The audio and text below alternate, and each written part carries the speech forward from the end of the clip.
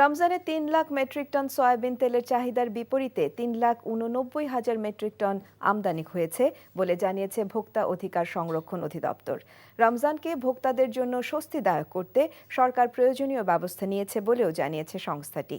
সকালে জাতীয় ভোক্তা অধিকার সংরক্ষণ অধিদপ্তরের কার্যালয়ে সংবাদ সম্মেলনে এসব কথা বলেন সংস্থাটির মহাপরিচালক আলিম আক্তার খান। তিনি বলেন, বাজার স্থিতিশীল রাখতে তদারকি টিমের সংখ্যা দ্বিগুণ করা হয়েছে। রমজান ঘিরে নিত্যপণ্যের পর্যাপ্ত আমদানি ও সরবরাহ স্বাভাবিক থাকায় দাম নিয়ন্ত্রণে থাকবে বলেও আশা প্রকাশ করেন তিনি।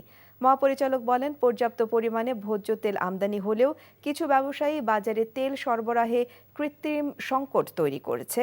এ বিষয়ে জাতীয় ভোক্তা অধিকার সংরক্ষণ অধিদপ্তর আইনানুগ ব্যবস্থা গ্রহণ করছে এবং তা অব্যাহত থাকবে।